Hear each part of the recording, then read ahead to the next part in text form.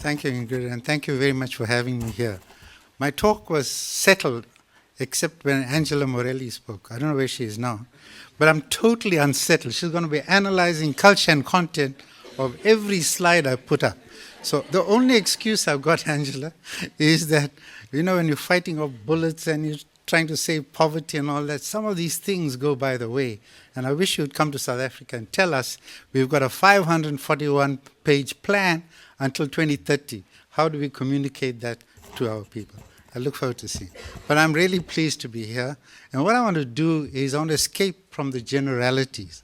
And I want to tell you what it means to be a pediatrician, a development person, a person who fought apartheid, working in a developing country. I don't want to be confined only to South Africa. I want to be speaking about the continent, about poor countries in general. But I think South Africa illustrates the extremes of what poor countries or middle-income countries experience, whether it's in education, money, culture, whatever you want. So that's the purpose, I think, of having this discussion on South Africa as an example. Let me see. Does this move with this? Oh, okay, sorry. And I'm going to ask Inga, I have a habit of keeping on speaking, so wave your hand, shout or scream, and I'll stop 5 minutes before. The first slide is really the picture of the Millennium Development Goals now. And the basic point it makes is despite what we plan for SDGs in the future, there's a massive unfinished agenda. I could have predicted that years ago. I'm telling you now, this is such a massive program that you'd be able to count the successes on the MDGs on the fingers of one hand, more or less. That doesn't mean they don't exist. But here's one slide which compares the globe. There's a reference, you can check it out. But here's a slide which looks at a lot of the Millennium Development Goals. And on the vertical is the progress we've made either globally or in sub-Saharan Africa. And so if you're 100%, you virtually achieved some of the objectives, the MDGs. Here are the things we've achieved globally. Extreme poverty, we've reduced. If you believe that, you'll believe in Santa Claus too. But anyway, at the moment, we've reduced extreme poverty. We've got, I think we're more or less right about this, ratio of boys, the gender equity in schools. And lastly, there's one more there. What's that? Access to sanitation, is it? Or clean water. And I agree with Angela what she said. This is a huge, huge problem. I don't think we've achieved it. But the more important thing is Africa is almost lower in most indicators than the rest of the world. All right. So if you look to the left of this, nearly all of these indicators, undernutrition, primary schools, ratio, Africa does much worse. And on the right-hand side, it's, I told you, safe drinking water and access to basic, education? No, sanitation. Those are all worse in Africa, except the thing that Inga pointed out about mortality. We don't want to concentrate only on mortality because there's a huge morbidity and there are social determinants which are important. So if you look at mortality, infant mortality, we're not bad. I mean, sub-Saharan Africa is not so bad compared to the rest of the world. Under 5 mortality, and indeed even a very difficult subject of maternal mortality. We're doing almost as well. So in brief, there are some things that sub-Saharan Africa is doing very well, and this applies to South Africa too, and there are others which it is not. The second thing is the new data we have on children and HIV. And my concern is with pregnant women. So you'll see that last year, or between 2005 and 13, more than 1 million new HIV infections in children were prevented by any record. That's a huge global success. Massive. And in my own country, It's been absolutely phenomenal. I'll tell you a figure in a minute. But despite that, there are about 250,000 new HIV infections in children. So we've still got a long, long way to go. So there is no end to these millennium MDGs. We still, in the SDG period, have to concentrate on all these 250,000. It's a hell of a lot of lives. And then if you look at the number of pregnant women with HIV who have access to ARVs and can convert their babies from having a deadly and irreducible disease, HIV, which is difficult to treat, to being almost normal. They have to have antiretrovirals, and only 2/3 had access to So the SDGs must look after the 1/3 remaining. I'm mentioning this because I don't believe in writing a long shopping list of what we must do in the SDGs. I want to tell you by experience and showing you the examples. And also about 23% of HIV-infected children who would die if they don't have ARVs. Absolutely, very quickly too. And I've seen that in a way that absolutely transformed my practice. I worked in one of the worst regions in the world for HIV. Durban, South Africa, worst, absolutely. And the anguish of seeing children dying, and we knew we had access to treatment and couldn't afford it, is something that will never leave me. So only a quarter have access, but 3/4 don't. So isn't that part of a research program of how to access drugs, etc.?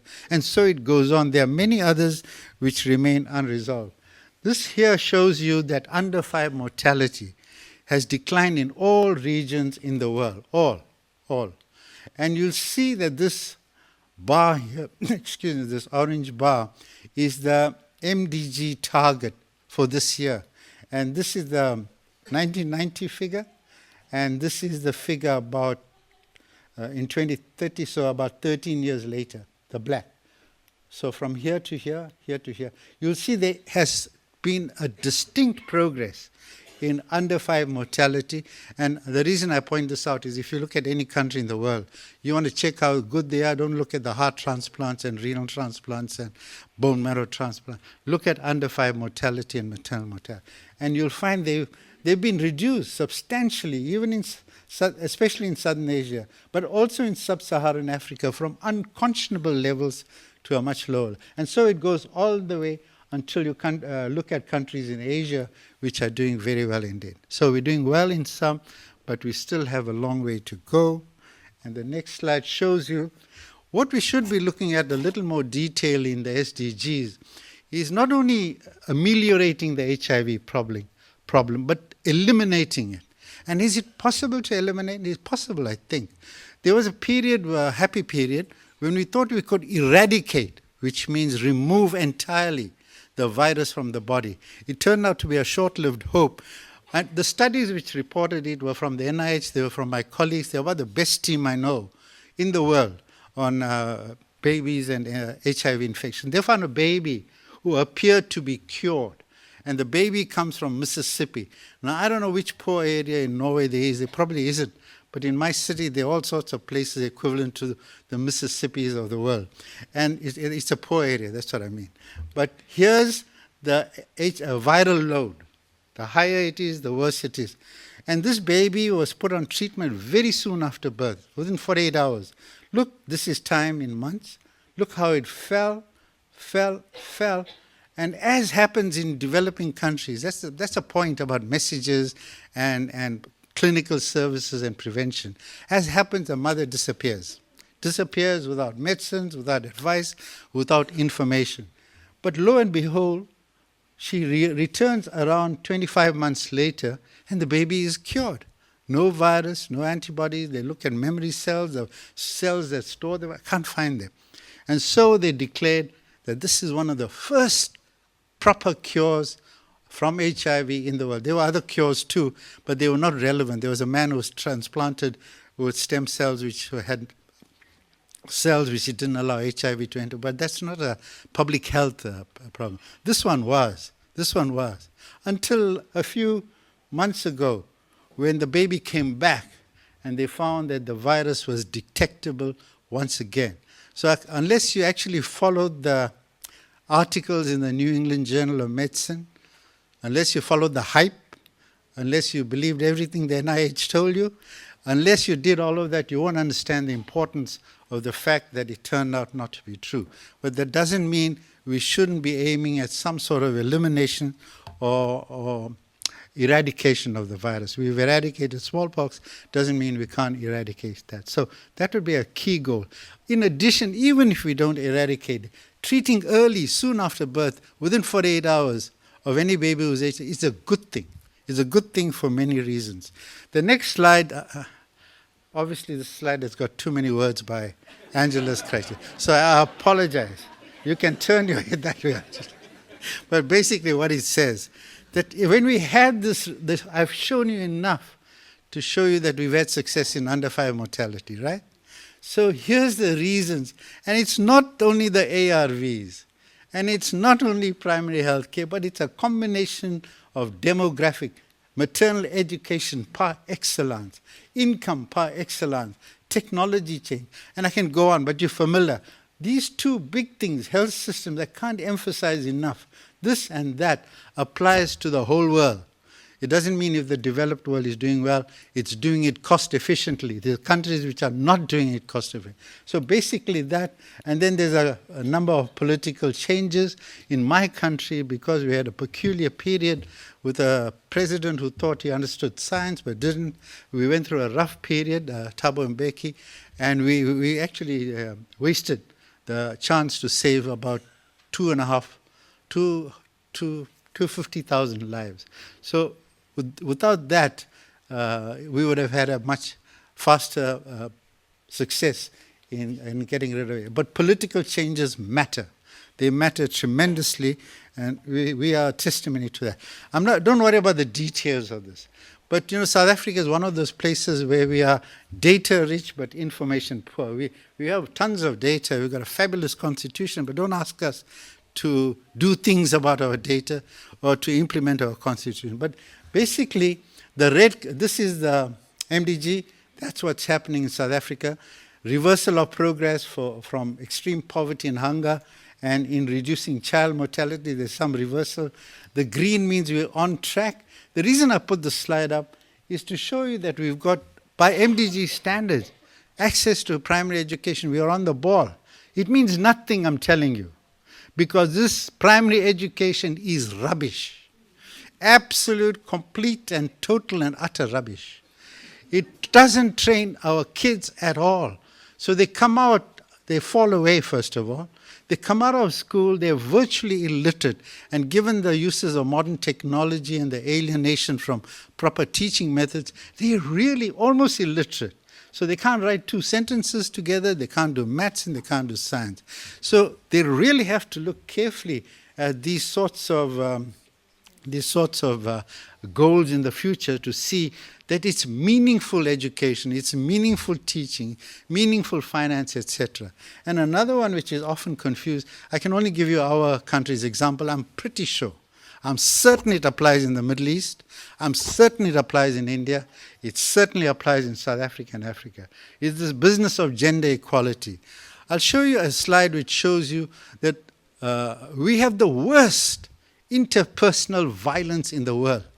But you ask any South African, my God, we've got the greatest constitution in the world. Of course we have.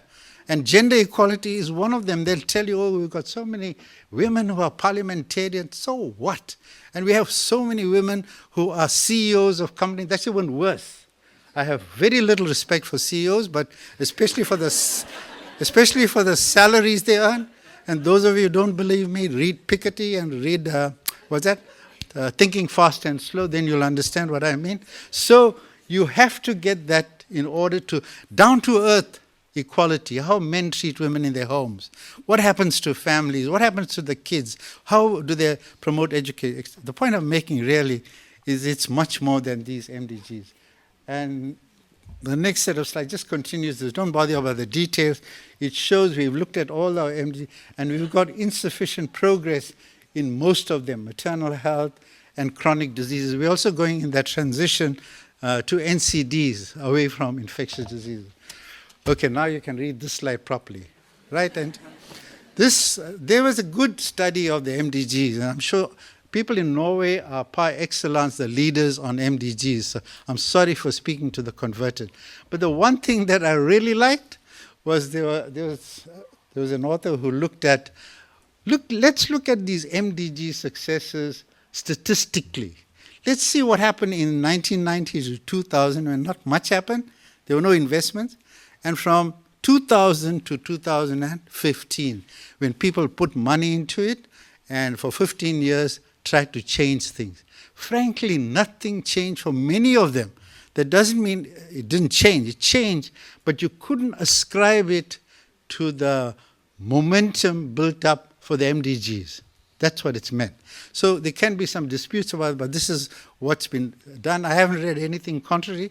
The four they found that there was good evidence was GDP per person and the different mortalities and HIV prevalence. I think it's a good thing for the new the SDGs to base it on more critical evaluation of what success means. All right, but it is a difficult task, and I don't pretend that this is the only answer. All I'm saying is there may be better ways of doing this.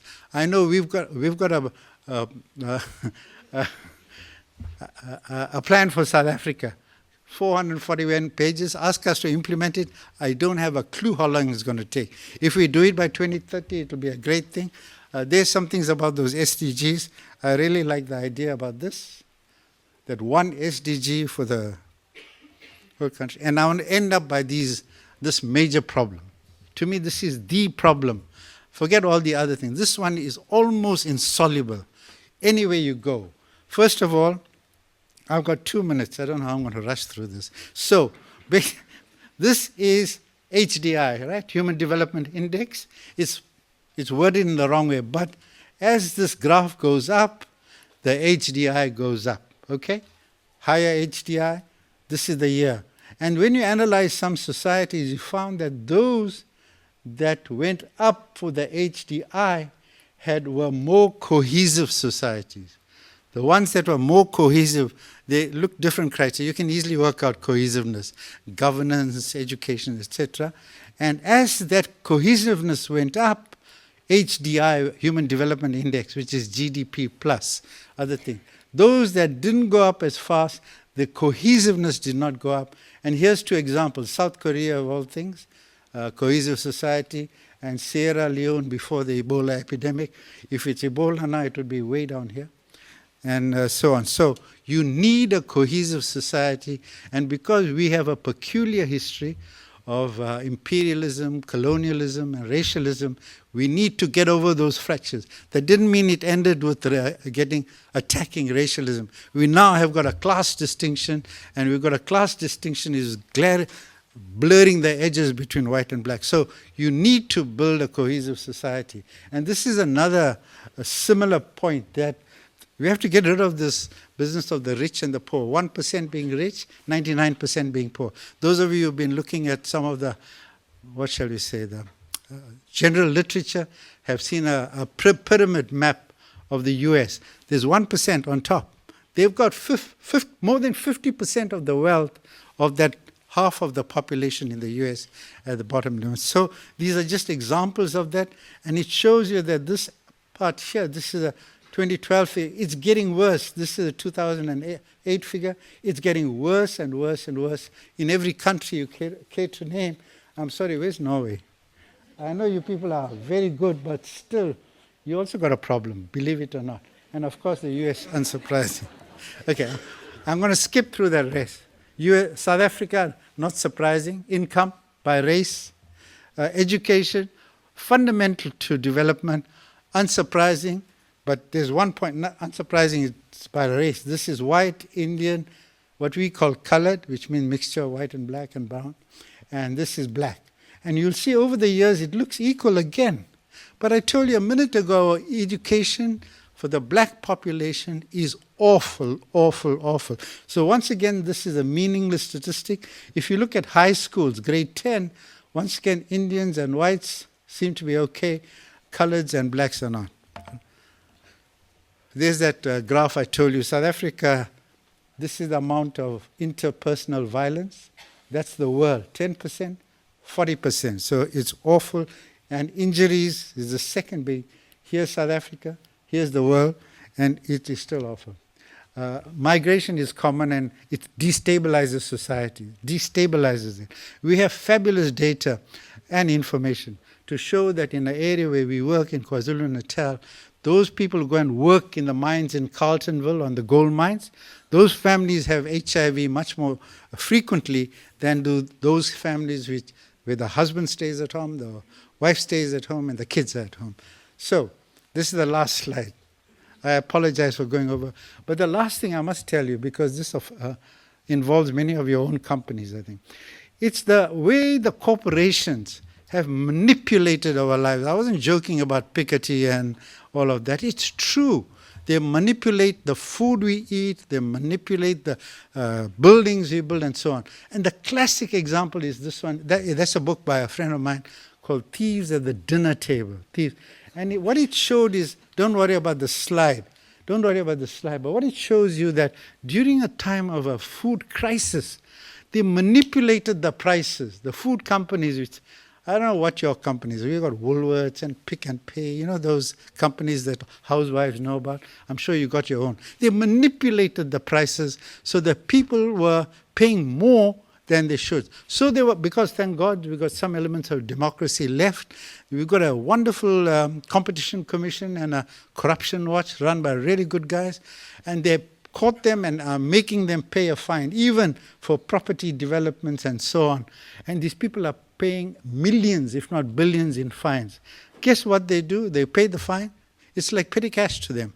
They go the next day and raise the price of bread. So it's a constant battle. And in the new SDGs, please, they have to pay attention to cooperation. And just because it's the US and Europe doesn't mean that they are absolved from responsibility for some of the malnutrition and so on. And I apologize for going over time. Thank you very much for listening.